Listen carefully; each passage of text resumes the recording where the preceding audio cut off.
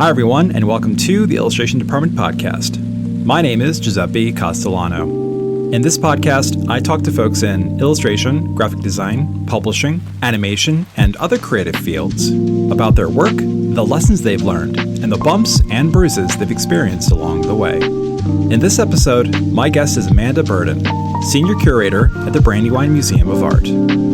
Picture this: rolling Pennsylvania hills, creeks, old stone walls, a tucked-away studio, and a barn housing one of the most remarkable murals you will ever see. Among other topics, Amanda and I, in N.C. Wyeth's studio, talk about his early life.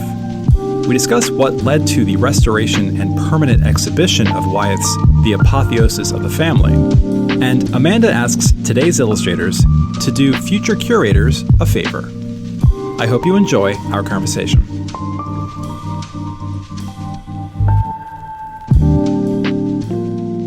I'm happy we don't have to do hair and makeup for this one.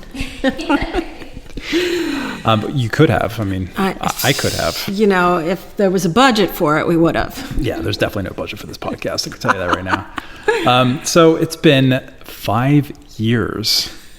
Were we looking for something to do in the pandemic? I guess we were. It was the first podcast I recorded in my new home when I moved to Wyeth country. Yeah. You're here now. Welcome back. Exactly, you too. We did talk about the origins of the Brandywine Museum. I'm chewing gum, which is stupid. I'm just going to swallow it because I'm going to... You're a professional. I'm a professional, and I'm going to swallow it in front of you guys. I'd say use a trash can, but we don't have one. My mom's not here, so I can swallow gum if I want to. So we did talk about the Brandywine Museum, its history, its founding in 1971. We talked about women in illustration. You and I also dunked on the listeners for both of you and I living in Wyeth country. Yeah. I mean, you dunked harder than I did. I'm just kidding. I also dropped like 17 hints that I want to be secretly your assistant curator. I know. Did you catch that? I did, but again, the budget. I mean, if you could pay for yourself to be my assistant curator, that would be awesome. I mean, just walk around the Brandywine looking at stuff all day long. We do have a nice guide program that you could join and tell people about art all day long. I could bore guests with like what the grisaille technique is and whether or not N.C. Wyeth used it. We bore them with that every day. Well played.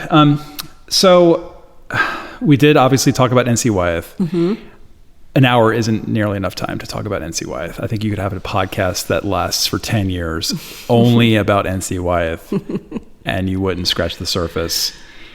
I think we determined in our gallery where we put out books with his illustrations in it to match the paintings, and we leave them out for 6 months to protect them from the light exposure. But I think we decided we could go in a cycle of 35 years before we'd have to do a book over again. So 35 years it would last, and then we'd have to start again, you know. Wow. So that's a lot of illustrations to show. Yeah. Well, that's a free podcast idea for people listening. Just do a podcast about N.C. Wyeth, and then you would give them tours. I mean, I know I'm special. Very. Because we're buddies. Yeah. We're actually recording this.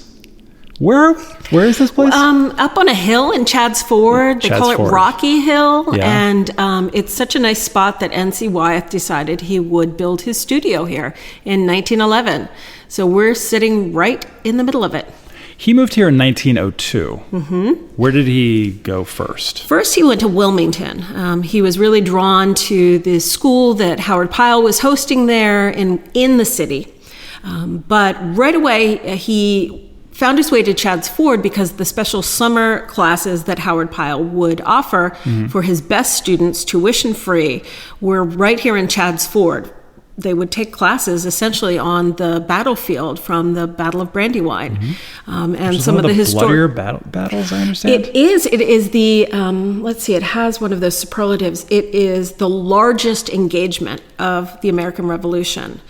It didn't have the most casualties, but it was in terms of number of people engaged. Right. Yeah. Well, back in 1902, 304, there wasn't much out here. So it was essentially woods, hills, nature. The Brandywine itself, the river. Right. Yeah, all the little streams that feed into it. They summered here, basically. People, the illustrators came here for their summer school, summer retreat outside of the city of Wilmington. And NC first came to a different house, not the one that he built. He rented a property. And that is the property where Treasure Island was painted, in the garage that he had turned into a studio. But as soon as that happened, he had the commission, he had the money. I think it was $2,500. He bought 18 acres of property and built a house and a studio.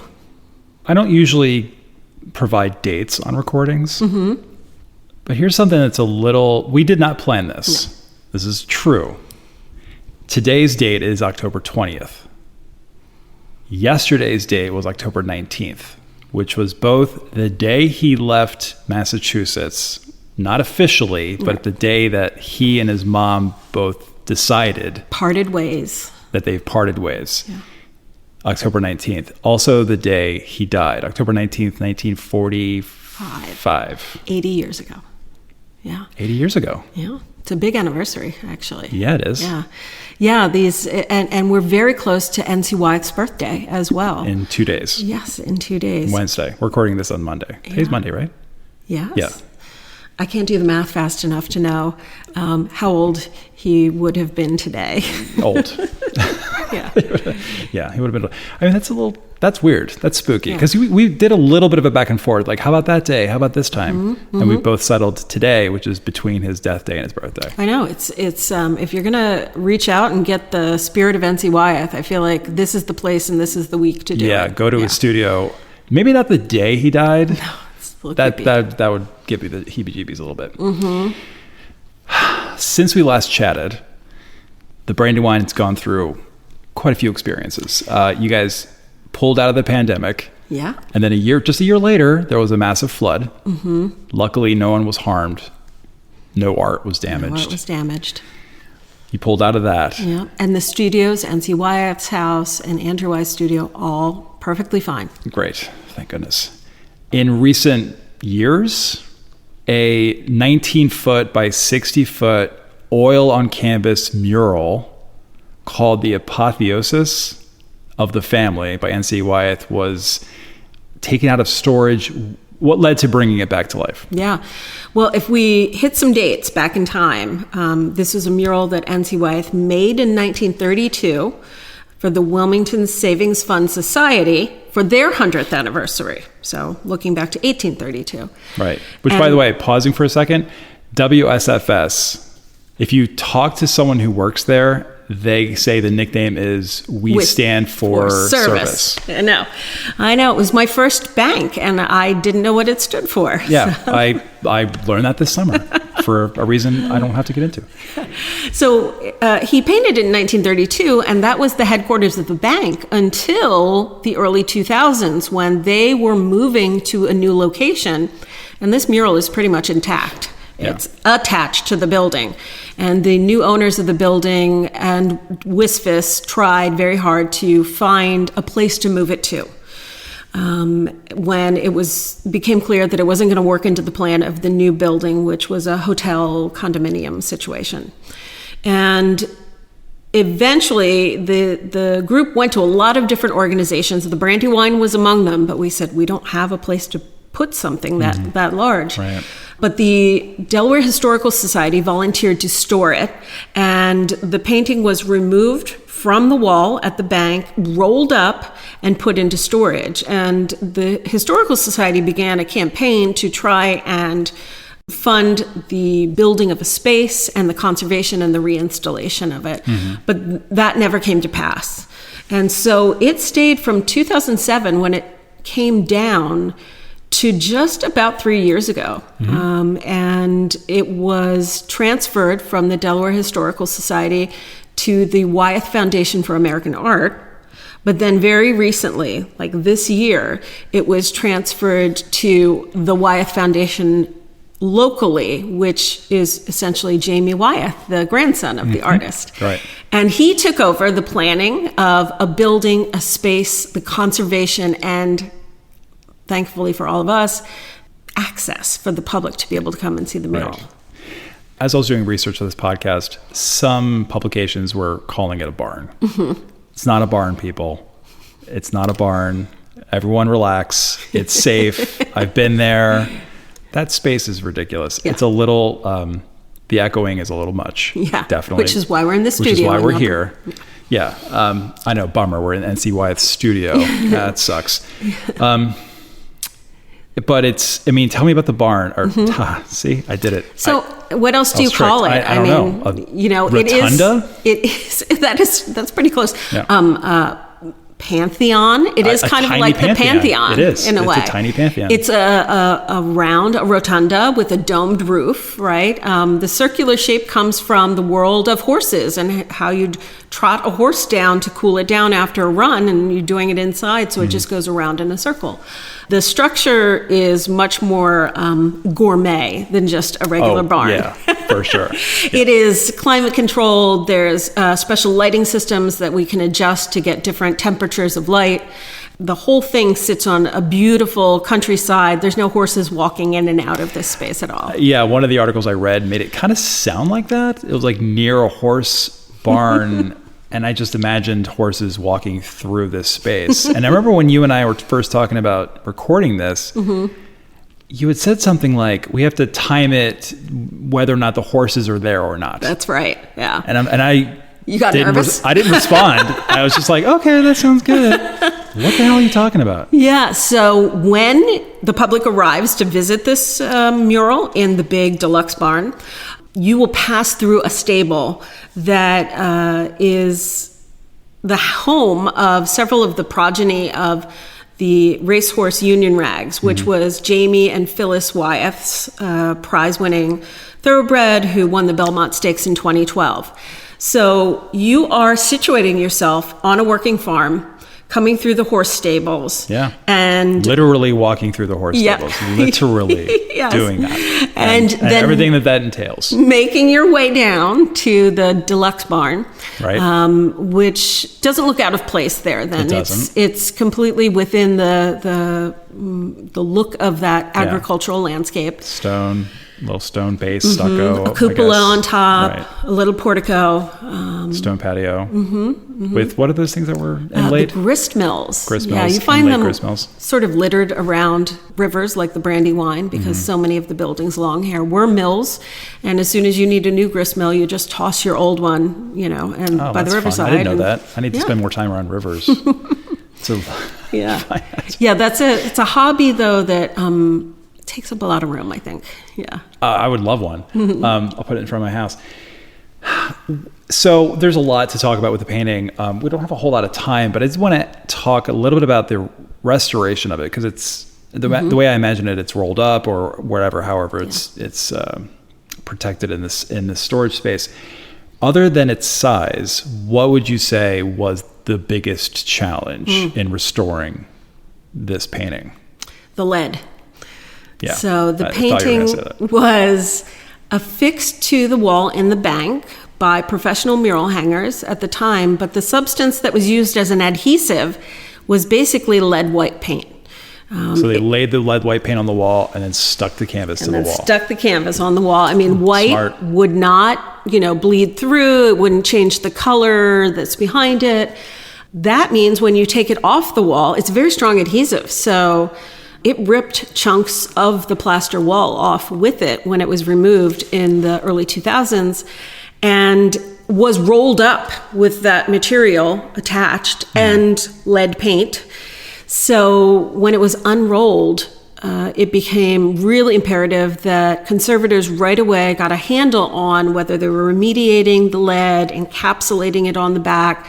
Do they try and remove it? Is that a process that is going to get them into trouble because it's so firmly affixed to the mural. So aside from something's been rolled up and it's gotten dirty or there's cracks in the surface, it was really a case of having to handle the backside of the painting with true care because it was a health hazard. This podcast is produced by the Illustration Department, a global leader in online education for illustrators. Visit illustrationdept.com for offerings like mentorships and portfolio reviews, testimonials, our alumni showcase, our best-selling Substack, and more. That's illustrationdept.com. And now, back to our conversation. So when I met you today, we hung out at the Brandywine Museum for a minute, and we got to talking about the grisaille technique and whether or not he used it. It seemed as if the paintings that the small sample size, the paintings that we did look at, you and I couldn't tell, or you could tell because you're the curator, that he didn't use the grisaille technique. He sort of loosely sketched in what he wanted to paint, and then he just got to painting it. Yeah. And in fact, it seems like all of his trials and errors, perhaps, were done in the presentation paintings. Because remember, these are all commissioned works. And so the client has to approve what's going on. So if there were changes, if there were indecisions, or if there was a request from the client to change something, it would have happened at that level so that by the time it was being projected or transferred onto the canvas for the finished illustration, everybody was on board with what it was going to look like. Right. So it was really a final copy. Did he do value studies? No. Can't find any. Lots of drawings, lots of contour drawings. But he just seemed to have this innate ability to handle tone perfectly. Yeah. Perfectly. And his classmates were being taught to use grisaille techniques to only provide the publisher with a black, white, and grayscale image that would very predictably transfer into a black and white illustration. Even when NC's works were reproduced in black and white, he was making full color images. So he just did us this favor of not only giving us an illustrated representation that's a perfect tonal value, but giving us the painting, right? He'd get the painting back, or maybe it would go into a collection, but the painting still exists as something colorful that you'd want to have on your wall or in your library or office or something like that. Right. He did do color studies, though. So the Apotheosis of the Family, you had said that he had done a large study. Yeah, the presentation painting. Yeah. Which was in to the color. client. In color, in I think it's about 18 feet wide, so 18 feet to 60 feet. That's crazy. The bank still has the presentation painting, and that's in their new building. Not new anymore; it's 20 plus years old. Right. He also had a few drawings that have been saved, studies, figure studies, and models that he used, people he knew, people from his family that modeled for him to get some of the figures for the presentation. But there aren't very many. There's only 13 that survive. And they had been saved in an album in the past. So it's quite possible that he didn't do that many more than 13. When you and I were looking at the painting, at the mural, which is a painting because it's on canvas, I'm confused. We're looking at some of the differences in like the colors that he used in the mural compared to the colors he used in his painting. So everybody knows Betsy Wyeth's colors are lush and bold and rich, and he was so smart with saturating and desaturating areas depending on what the focal points are and all those things. With the mural, he did that desaturating and saturating color, but he also used some pretty intense, I wouldn't say pastel, but like kind of unexpected pastel-y, super bright colors. Super high key, too. Right. Yeah. In areas that you wouldn't expect him to use. And it reminded me of Renaissance paintings where everyone wearing a toga was like a blue one and a pink one and a yellow one. And so what was he thinking about there? Yeah, I think, and we're sitting in the mural in the mural studio in front of another mural, which has a little bit of that going on. You see King Charles II in his fuchsia pantaloons over there. That's true. And his friend, the Duke of something, is in his turquoise pantaloons. That is correct. But that's also a mural. I think one of the things that's happening is that N.C. Wyeth is elevating and really hyping up his colors for this large-scale painting to keep your eye moving across the surface of the canvas, right? To keep you heading, we got to get all the way to the left side, 60 feet away, and to keep your eye moving. And a lot of artists do that with compositional techniques, the inferred lines or the forced lines or actual lines of buildings and there's a little boy in the middle of this one that's got a bow and arrow, pull it back, and you instinctively follow the direction with your eye of where that arrow is going to go. Right. But he's also using color to make these exclamation points across the surface of the canvas as well. And you mentioned the Renaissance. I think the most accessible example of this we have is Michelangelo's Sistine Chapel ceiling. Mm-hmm. And when it was conserved, people were shocked in the 20th century that it had like these fuchsias and lime greens mm-hmm. and all kinds of other colors that didn't feel very sedate and Renaissance, right? Of course, it actually inspired the next big wave of Mannerist painters to go crazy with things like contorted anatomy and super sickly saturated colors. But the Sistine Chapel... Is Titian Mannerist? Titian's late Renaissance. He's in Venice, so they don't really get all the same. But like Pontormo. Yeah. Yeah, Pontormo is the best example I can think of using those colors as well. So I think he's experimenting with how can he get people's attention when it's not something they're holding in their hand like a book, which is what he's used to composing. It kind of opens up a question for me, and maybe you'd be better to answer this. Like, what is it that is appealing in murals that makes an illustrator want to gravitate towards them? Because there were a lot of illustrators going towards mural painting in this time. First word that pops up in my head, I mean, I don't know if this... that's a good question. I need time to I know, I got to figure that out. I mean, storytelling? Yeah. It's got to be storytelling. Like, look at Diego Rivera's murals. Look at his frescoes, they're not frescoes, they're... starts with an F. Rockefeller Center. I thought they were frescoes.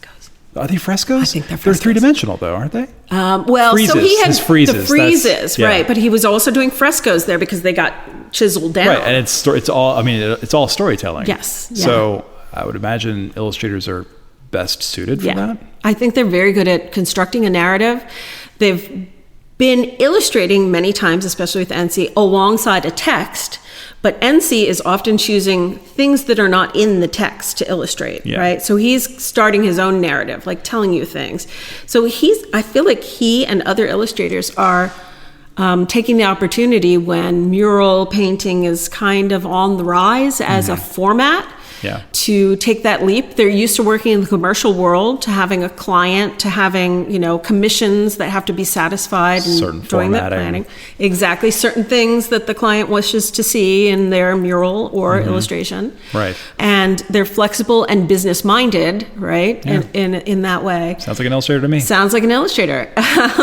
But I think there's also the question lingering in the back of what's going on in the world of illustration right now that might make someone look for a new line of work, a new line of income. Do you think the Great Depression had anything to do with that? I think that's true. I think we've lost it by this point. The 30s, 20s is when he starts doing these murals. I think we've lost the demand for deluxe books, deluxe editions of books, which was NC's great bread and butter. And the idea of going back to just doing sort of monthly magazine illustrations as opposed to these deluxe editions, it probably made him feel as if the golden age of illustration were waning. Right. Yeah. One of the other things I noticed, and you and I talked about, it speaks to the perfect balance between humanity and nature. Mm-hmm. Mm-hmm. Nothing political, nothing else beyond that. Yeah. And it got me to thinking, like, he didn't really do a whole lot of political paintings or illustrations other than Revolutionary War or whatever. When he was in some ways political, it was very historic, right? He was celebrating the Battle of Trenton, or he is William Penn, as the mural we're sitting here with. It notes his arrival in Pennsylvania.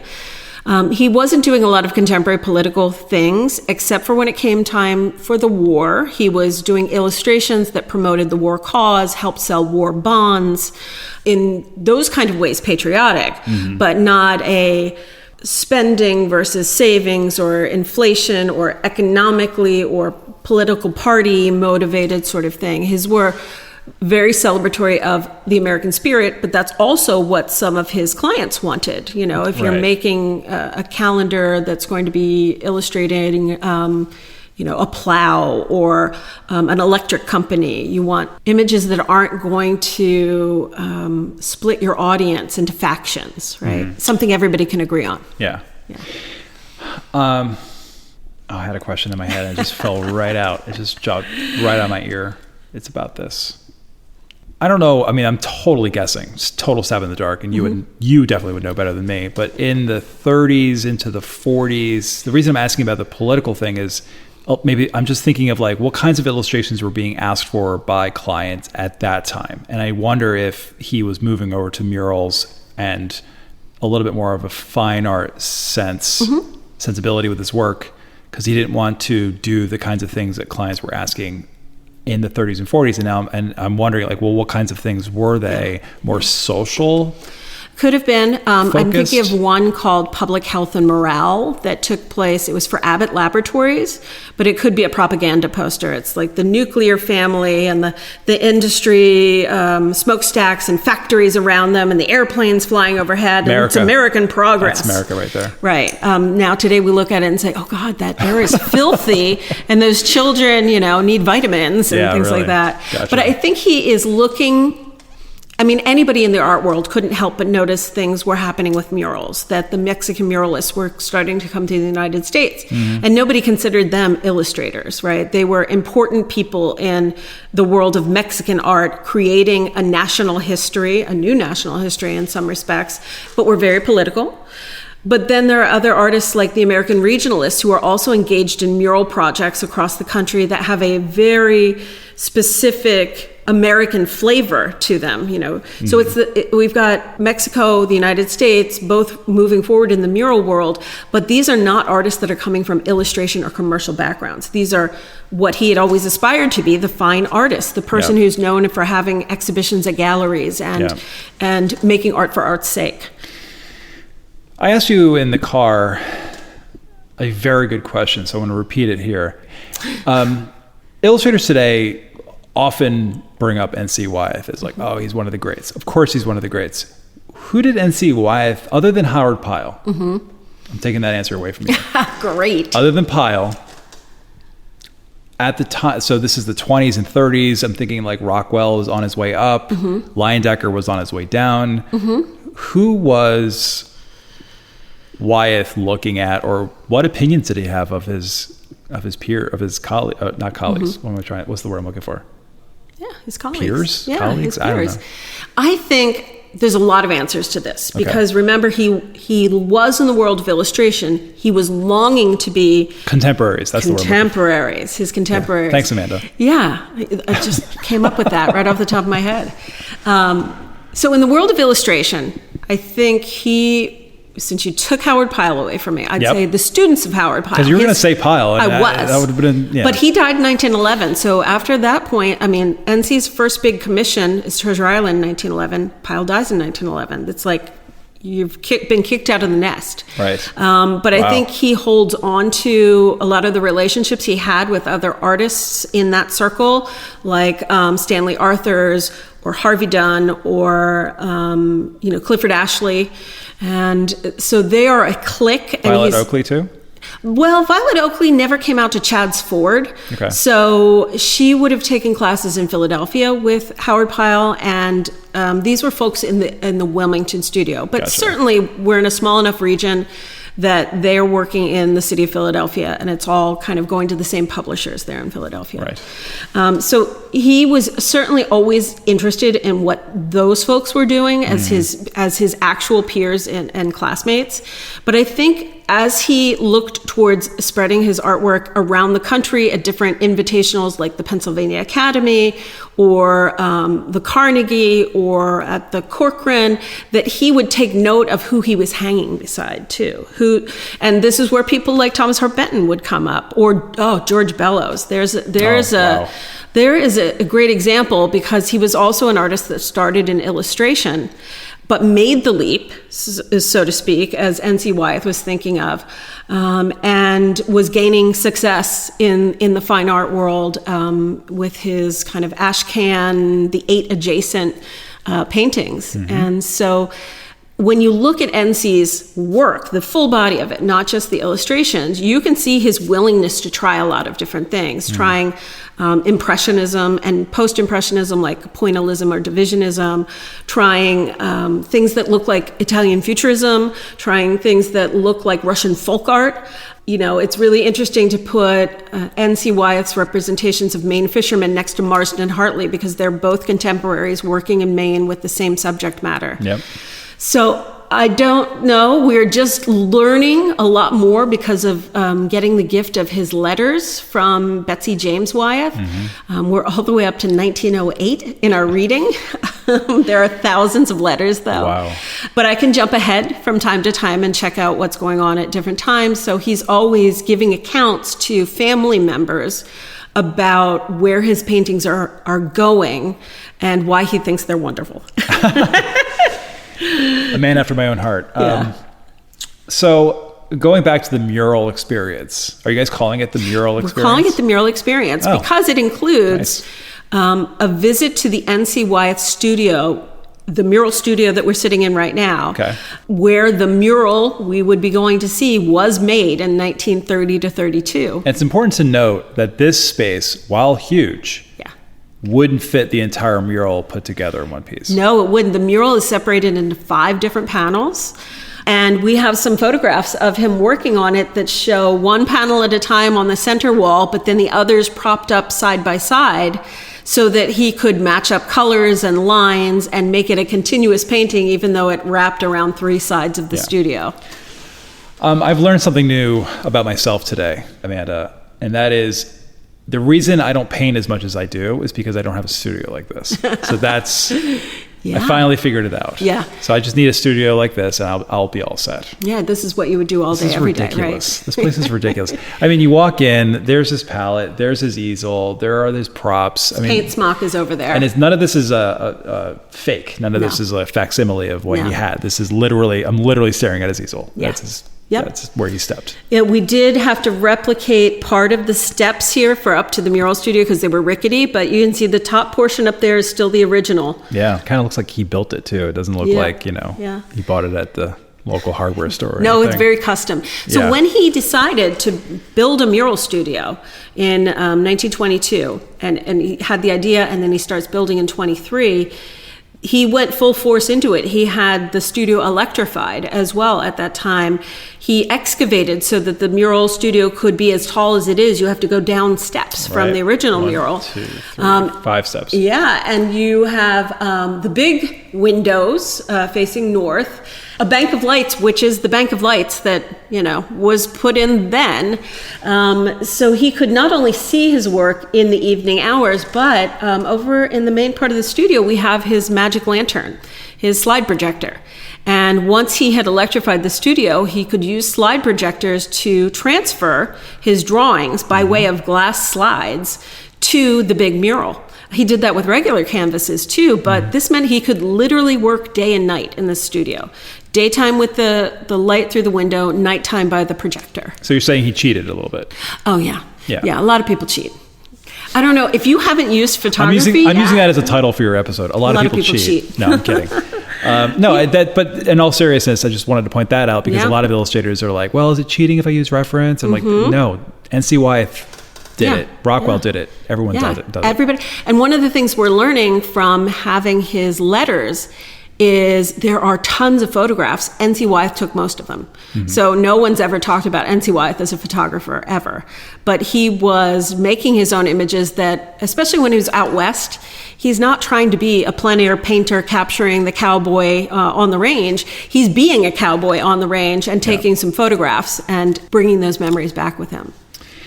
So just to wrap everything up, people have to visit the Brandywine. They're going to get onto this brand new vehicle that you guys just purchased, 7 at a time, which will then take this crew to this studio. You'll walk around here, which is absolutely beautiful, the grounds as well. Then you'll go to the farm. The farm. Yeah, it's Jamie Wyeth's Lookout Farm. Point Lookout Farm which is half in Delaware and half in Pennsylvania. Half in Delaware, half in Pennsylvania. And folks will learn some of the story of our conservancy as well along the way, what it means to conserve a piece of property, how farmland is being improved by using best practices that we help farmers figure out, and how preservation has taken place in the Brandywine Valley. So we'll go through some of those beautiful preserved landscapes as well. And I have like a lifetime free access. Absolutely. I assume. Yeah, well, you know where it is now, so we're never going to stop you. Well, not to dunk on the listener again, but I learned today that I actually drive by Jamie Wyeth's farm on my way to Target. Yeah. I've run into him at the grocery store, so he's not hard to miss. He actually looks like his grandfather. Does. He looks like his grandfather. He's got this crazy wild hair. He's got that like Massachusetts like thick face thing. Yeah, and if you've seen a photograph of him with the +4s, the knickers, and the mismatched socks and paint everywhere, like that's what he looks like in real 100%. Life all day, every day. Really?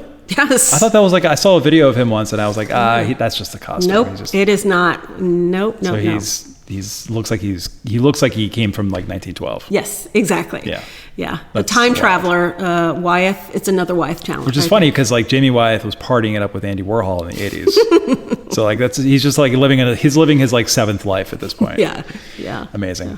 Well, Amanda, this has been great. Thank you for literally everything. Always. I'm stuttering and speechless. This is crazy that get to be here, and this is. I'm jealous of you that you get to. This is your job. Yeah. This is the job. I'm going to end this episode like we ended the one 5 years ago. Ooh, I asked you to share any advice or anything that you'd like to share with listeners, with illustrators specifically. Mm-hmm. What would be one thing that you want to share with them, from you to them? I think having learned right now how valuable it is to have N.C. Wyeth's letters and his personal photographs. Keep everything. Write a journal. Write it down. Keep your sketches. Sort it out for us future curators. But it's definitely a different window into his world to read his letter to his brother, talking about, everyday things that are happening in his life, like how is Nat doing at school, and how is my mural for the bank coming along, and what's my next magazine commission, and when is this depression going to be over? Gotcha. Related to Nat. Nat apparently did pretty well in school because he invented the plastic bottle. Yeah. For DuPont. Yes. He went to the University of Pennsylvania. He was an inventor. I've heard for sure. Little school. Not as good as Brown, but whatever. Or RISD. And he then worked for DuPont the whole rest of his life. One of his uncles, one of NC's brothers, was also a bit of an inventor. It was named after him. He worked for that guy Ford to design those newfangled car things. Yeah. I think we took one on the way here today. Yeah, one of those. Pretty sure. 4 wheels. I'll check later. That kind of thing. Well, Amanda, thank you again. This has been great. Sure. You're awesome. Excellent. Thanks for coming. Stop by anytime. To learn more about the Brandywine, visit brandywine.org. If you find value in this podcast, you can support it by subscribing to my best-selling Substack. For $5 a month or $50 a year, you will access hundreds of articles on the art, practice, and history of illustration, unlock bonus podcast episodes called Extra Credit, and connect with other members of the ID community. Join me on Substack by visiting illustrationdept.substack.com. Thank you so much for listening. Until next time.